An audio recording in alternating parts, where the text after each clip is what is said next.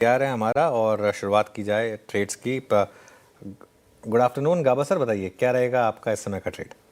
Good afternoon to you सभी panelist को। Good afternoon. मेरे ख्याल से स्टॉक लेना चाहिए इस वक्त। जो अच्छा लगता है वो है यूनियन बैंक। यूनियन बैंक का बेसिकली चार्ट स्ट्रक्चर पॉजिटिव है। करीब 7 दिन की करेक्शन आया है, उसके बाद 2 दिन से हम आपको देख रहे हैं ट्रेड कर रहा है 180 के आसपास। स्टॉप लगाएंगे 177, करीब ₹3 का स्टॉप है। टारगेट 185 पॉसिबल है यूनियन बैंक। यूनियन बैंक जिसका जिक्र मैं भी कर रहा था, ह्यूज मोमेंटम इस स्टॉक में। 180 क्लासिकल बुलिश फ्लैग इस स्टॉक पे। मानस, गुड आफ्टरनून, आपका ट्रेड इस वक्त का।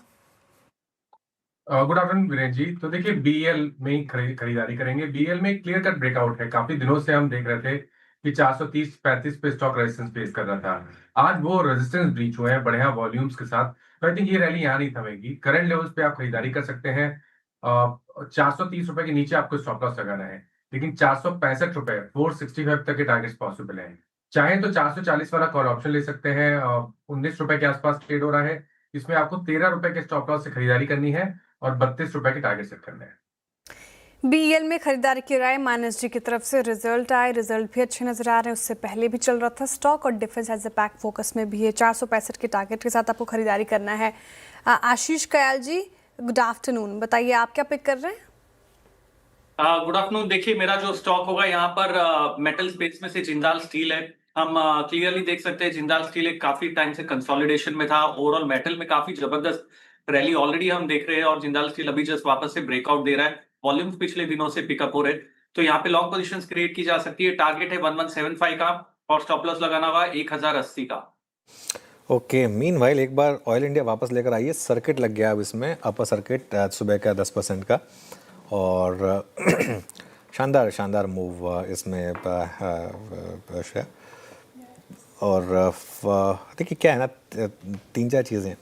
ऑब्वियसली एक तो क्रूड का फ़ायदा है ही। इसके अलावा अगर आप देखें तो वैल्यूएशन का कंफर्ट है, डिविडेंड यील्ड है, ये सब चीज़ें हैं। थोड़ा बजट से पहले का भी तड़का है थोड़ा सा, तो ये सब चीज़ें कई बार एक साथ में हो जाती हैं। इस वजह से जिन्होंने सुबह लिया होगा ऑयल इंडिया गजब के फायदे में रहे होंगे। ठीक है श्रेया, देखिए क्या होता है ना, मैं सच बताऊं तो ये सब चीज़ें ना हम अपने आप को खुश होने के लिए कह सकते हैं। सुबह जिसने टाटा कंज्यूमर लिया होगा उसका लॉस भी हुआ होगा, तो ठीक है। कई बार क्या होता है, कई बार चीज़ें हमारे फेवर में होती हैं, कई बार चीज़ें हमारे अगेंस्ट होती हैं। तो इसमें कोई बहुत ज़्यादा जब चल जाए तो खुश होने की ज़रूरत नहीं है, जब गिर जाए तो बहुत ज़्यादा दुखी होने की ज़रूरत नहीं है। ये part and parcel of the game है। और देखिए हमारा काम है अपनी पूरी मेहनत से कोशिश करना कि अच्छे स्टॉक्स बता पाएँ। कई बार चलते हैं, कई बार नहीं चलते हैं ना। अब एक काम करते हैं, बाकी की ट्रेड्स ले लेते हैं। हमारे साथ अरुण जी भी हैं। अरुण जी, गुड आफ्टरनून, बताइए आपकी ट्रेड। जी गुड आफ्टरनून अनुज जी। अनुज जी, मुझे लग रहा है एनबीएफसीज में कहीं ना कहीं बॉटम फॉर्मेशन के संकेत है, तो श्रीराम फाइनेंस को खरीदारी की सलाह रहेगी। 1014-1015 के आसपास चल रहा है। स्टॉप लॉस 1005 के आसपास लगा है। 1042 तक के टारगेट इसमें आ सकते हैं। तो एक कंसोलिडेशन ब्रेकआउट की एक्सपेक्टेशन है, तो यहाँ से लग रहा है मुझे स्टॉक में मोमेंटम बन सकता है। ओके, श्रीराम फाइनेंस 1015 पे आपका बाय कॉल। विकास जी, आपका trade. Good afternoon Virendra ji. देखो, मेरा बाय कॉल रहेगा आरईसी लिमिटेड, जहां पे हमने देखा है कि कल जाते जाते लास्ट के 1 घंटे में एक अच्छा अपमूव देखने मिला था और आज ओपन होने के बाद एक अच्छा अपसाइड देखने मिल रहा है।